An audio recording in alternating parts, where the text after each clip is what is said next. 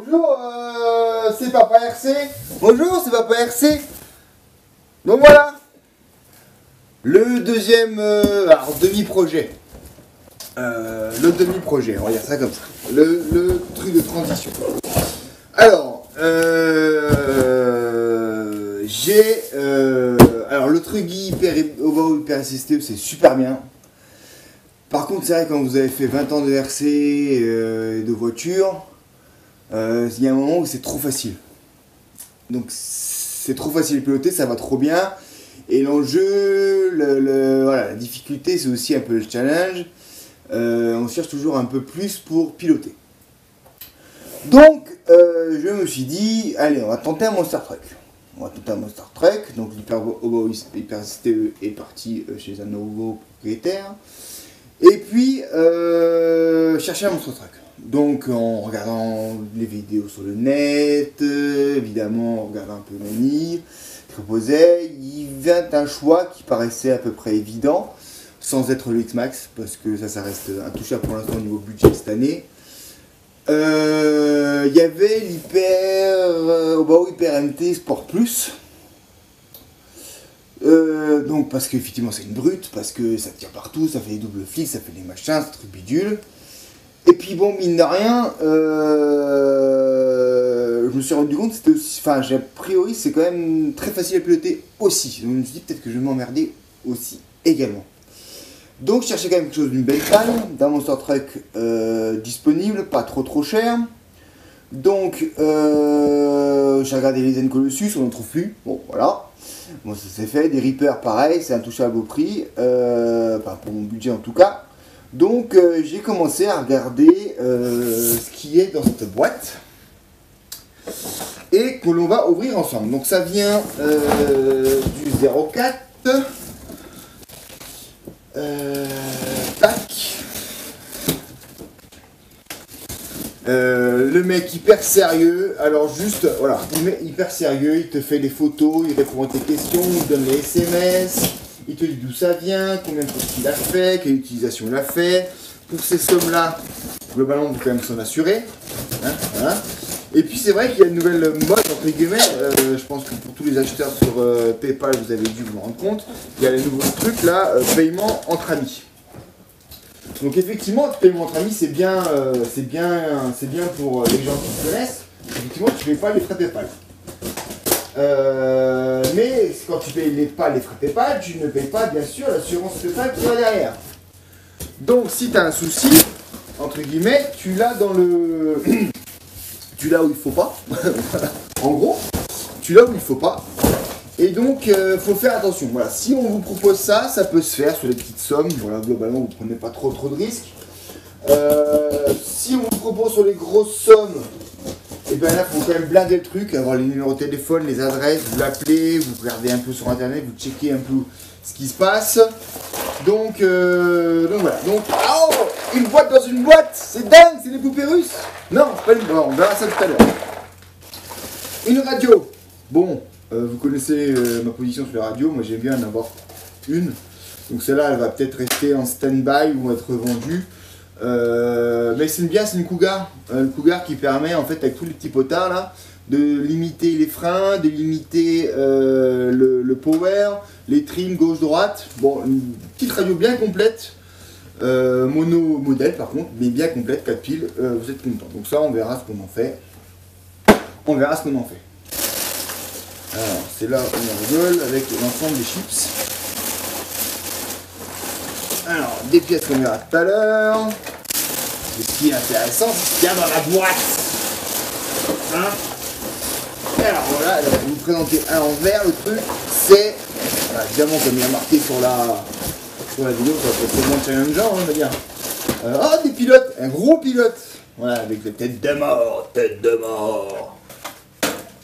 Et donc c'est un Axial ET XL. Voilà. Alors regarde-moi le bazar. T'as vu comme c'est beau? Hop, on fera le reste du carton plus tard s'il y a un reste. Il y a la notice, ça c'est bien. Le mec sérieux, il y a même un petit mot. Oh putain, le petit mot pour la batterie. Donc pour la radio. Donc ça n'a aucun intérêt. Pour moi en tout cas, est-ce que là-dedans il y a autre chose, il y a autre chose, il y a autre chose, il y a pas autre chose, si, il y a autre chose. Encore. Donc on va tout à l'heure aussi. Je crois que c'est tout. Allez, celui-là, alors vraiment, je regarde un peu les cartons parce que comme vous voyez, je change un peu souvent de modèle, ça me sert d'expédition. Et donc voilà, le Yeti XL. Deux. Alors ceux qui suivent un petit peu les chaînes VRC comme ça, en regardant l'implantation, je me suis dit putain ça ressemble quand même vachement à ce qu'avait fait Mani. Et bien en fait oui effectivement c'est le Yeti XL de Mani en fait. Donc voilà le bébé. Donc le bébé il est juste magnifique hein. Avec l'énorme avantage effectivement quand il y a une machine qui est passée par chez Mani qui est fiabilisée. D'origine ce petit truc là a quand même des gros défauts, notamment partir du train avant, au niveau de la direction, au niveau des triangles, au niveau des supports, c'est un peu flexible tout ça. Oh, poète.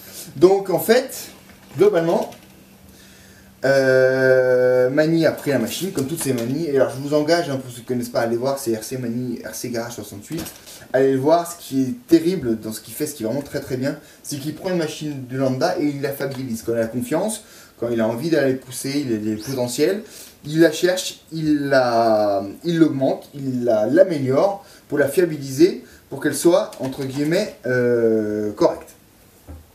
Donc, là, globalement, vous avez quand même une pléthore d'options, des amortos additionnels, options qui sont donc des vrais amortos, pour une fois, parce que ceux d'origine, c'est un peu la chienlit.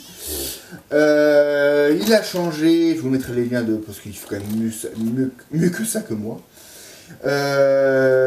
Il met donc les triangles avant inférieurs en alu, la tourelle en alu, les nouveaux amortisseurs.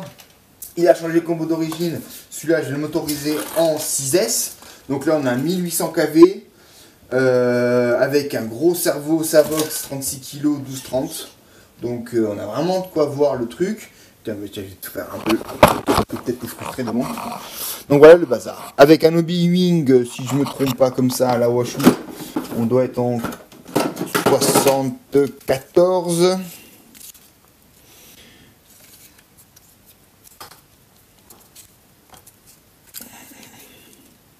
Ou pas d'ailleurs. Ah.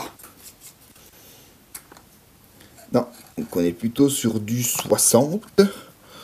Voilà, un X-Run 42. Ouais, 74. Bon, c'est peut-être moi qui déconne. 42-74 au B-Wing avec un petit variateur Titan 150 ampères. Chose à 60 €, mais les King Run, je vous rappelle, c'est 80 €. 150, donc a priori ça fait le job. 2x3S à caser dans les casiers, et c'est peut-être là un peu la limite de la machine, où effectivement les casiers à batterie, la passe est limitée quand même. Hein. Donc on va y mettre donc les lipos qui vont bien, donc on va partir sur du fluorion hein, qui rentre dedans. Voilà, que dire, barre en roulis. C'est peut-être du caca, non. Barre anti-roulis à l'avant et est-ce qu'il y a une barre anti-roulis à l'arrière, pardon, là, donc c'est ici que ça se passe, pour éviter le torque twist, hein, quand on a sur un truc avec un pont arrière. Avec un pont arrière, donc il n'y a pas de... voilà, on n'est pas sur quelque chose qui est un standard, hein, on a un amortisseur sur un pont. Donc ce qui est sympa parce que ça fait un débattement de folie, et ça fait un peu du crawler aussi. À basse vitesse. Donc ça permet un débattement. Et au niveau pilotage, c'est aussi challengeant, puis c'est rigolo, parce que quand tu accélères, tu as la machine qui va te faire ça avec la puissance. Donc tu es un peu sur 3 roues un peu tout le temps, tu es limite de décrochage. Et puis quand tu regardes la gueule, sans déconner. Oh, t'as vu le bébé? Donc, au niveau... Ouais, ça a l'air de bien naviguer là-dessus. Hein, ça a l'air d'être sympathique, en plus avec le poids de la roue là-haut. Une vraie roue, par contre c'est une vraie roue. On doit être pas trop mal. on doit vraiment pas être trop mal. Le petit système pour éviter que le machin il se casse la gueule, hop là. Donc voilà. Alors j'attends mes petites bâties 3S pour que enfin on puisse aller faire un petit tour avec la machine. Donc le renvoi à la direction qui est une renvoi a priori qui n'était pas très top en termes de précision et a été remplacé par de l'alu également. Donc voilà, la machine, elle est franchement dans un bel état. Bon, elle est pas il n'est pas nettoyé à fond, hein, on est bien d'accord. Une petite machine qui a vécu, hein, parce que bon, je pense qu'elle a 3-4 ans d'utilisation, mais le mec faisait que de la randonnée avec, donc globalement, il l'a pas fait mal. Les pneus poète percés, voilà. Les LED devant, front, devant l'ici et également derrière, voilà. Le support pour la webcam, ça je sens par contre que je vais utiliser parce que j'ai pas encore fait trop de vidéos on-board, donc tu vois, ça se met comme ça là. Et voilà, t'es calé pour voir ce qui se passe. Donc ça c'est pas mal, on va pouvoir faire des jolies petites vidéos sympathiques. Et puis voilà, regardez-moi ce machin. Donc, on a la machine, j'espère qu'elle va pouvoir rentrer dans l'étagère, c'est pas évident. Puis on va regarder, attends, hop, voilà. Et on va regarder un peu ce qu'il y a avec. Donc avec, on a, a priori, je vais t'en mettre comme ça. Tac. Donc avec, on a un kit carreau complet, gunmetal. Voilà. Donc sympathique. Bon, on reconnaît bien le Steelmanie avec les... Hein, quand même. Donc qui a vécu, hein, mais bon, qui fera l'affaire en cadeau. Des garnitures de slipper, parce que oui, effectivement, il y a deux différentiels et un slipper au milieu. Donc une fois qu'il est réglé, ça fait le job. Hein. Un train arrière, une transmission de pont arrière complète, neuve. Ensuite, tu as le réservoir, le fake réservoir, pour remettre un peu les choses. Tu as une pièce de support de sauve-cerveau devant. Tu as la barre anti-rouille d'origine en plastique qui a été remplacée par de l'alu. Tu as des triangles d'origine plastique. Tu as les ponts en plastière. Tu as un nouveau... la cage, ça pour les lipos aussi. Tu as une barre de renfort. Donc, tout ça, un petit toit. Voilà. Pour le premier carton, des pilotes neufs. Ensuite, on a là-dedans un jeu de jantes complet axial. Voilà, donc c'est déjà des belles jantes. Hein, hop là. Ensuite, la notice, on a dit, et puis le petit paquet qui reste.